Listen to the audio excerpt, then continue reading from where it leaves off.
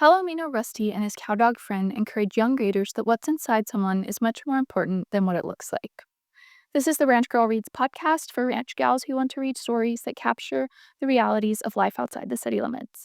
Many books are either unrealistic Western romances or action packed adventures that aren't rooted in what real life is like. You want fresh stories without spending hours sifting through ones that don't fit the bill.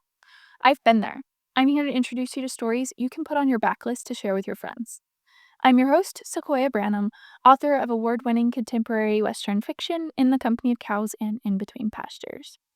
For today, let's dive into Rusty and His Saddle by Mary Fitchner.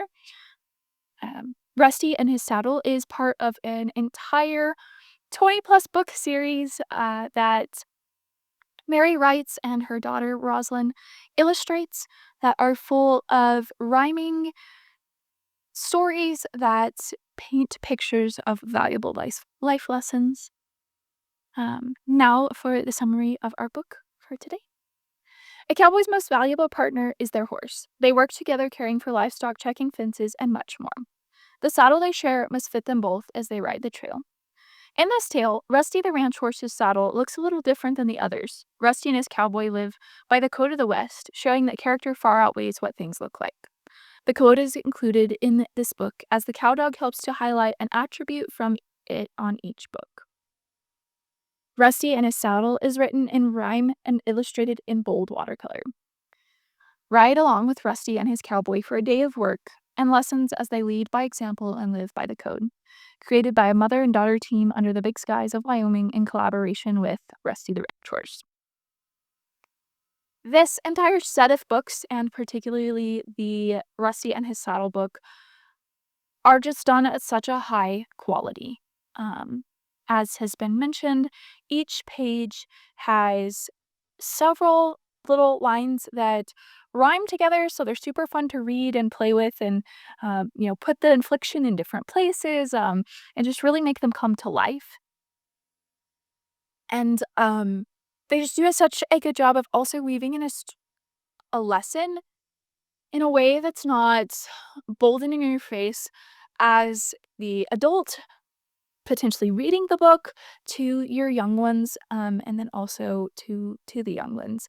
But I think it really illustrates the lesson in a way that if the opportunity presented itself in your home, you could point back to that and be like, hey, you know how Rusty did this thing? That comes into play right now too. So I think that's super fun.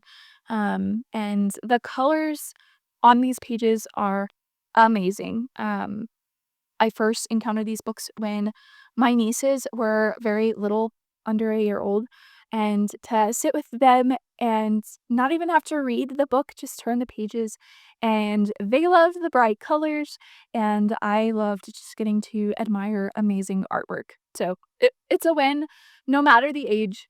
Um, it's a win. Not really any criticism. The one thing that I will point out is mostly just a comment. But these pages can have a lot of words on them. It's one of those books that you might have to summarize the page to make it through it before your little one, depending on the age, turns the page and you're on to the next one. Um, or if your little one likes to repeat books, you will soon have a entire story memorized. So the story can be for little ones crawling all the way up to we've been in school for several years now kind of age. As I said, I've enjoyed these with my nieces since they were little bitty. Um, but honestly, the story and the message are ones that even us adults need to hear.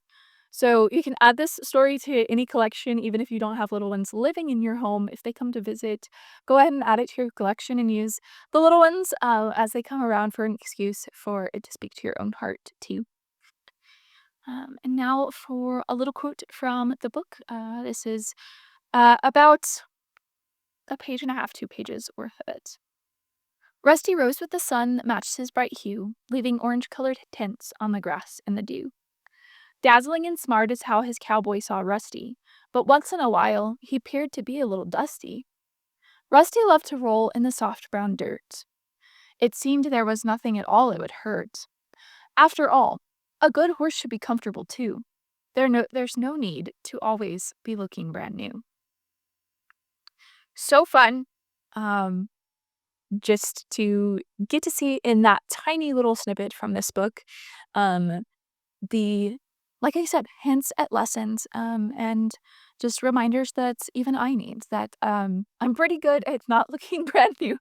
I I'm down to dress up once in a while, but on the daily, mascara is about as far as I get on dressing up and looking super nice, so I'm pretty good at that, but, always need a reminder that, um, a little dirt's good for us, and we don't always have to show off and look best. On the production side, these books are such good quality. They're hardbacks, filled with vibrant color, um, as are the pictures inside and on the covers themselves.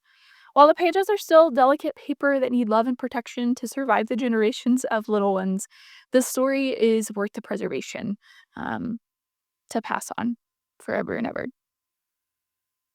Once again, Mary and her daughter Rosalind do amazing job with Rusty and His Saddle and all the other books around it, which I will potentially take time to review in the future. Um, I know this was a quick one, but if you've enjoyed this episode, be sure to leave a review wherever you listen to podcasts and send this episode to a friend, especially if they have little ones. Word of mouth is the top way that both podcasts and books reach new people to enjoy them. For a bite sized introduction to a story set deeply in the ranching lifestyle of West Texas, hop on over to my website for your free first chapter of In the Company of Cows.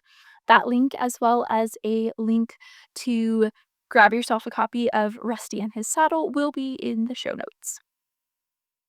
And now for a little nugget of my life lately.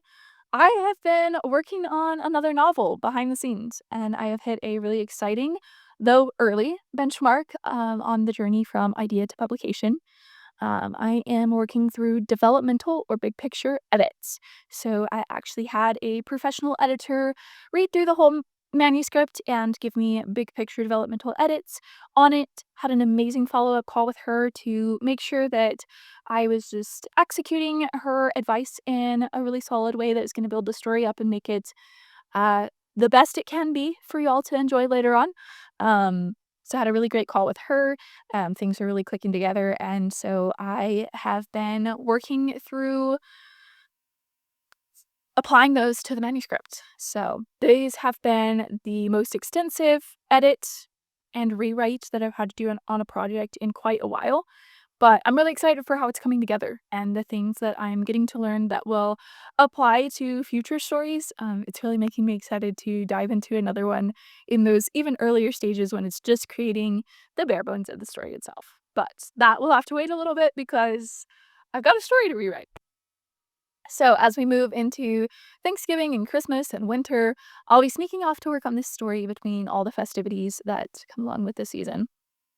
I know this is just a teaser of what's next. I hope to have more updates for you on this project in the very near future and on another project that is in the pipes as well. So, lots to tease. And I'm really excited for 2026 and the new year. Still a little bit off, but coming nonetheless. And I have a lot to share with y'all here on the podcast. A lot of amazing stories that I am excited to get to highlight as I've enjoyed them, and I know that y'all will too. But also a lot of updates on my own work that I will get to share as the new year comes around. So stay tuned, and until next time.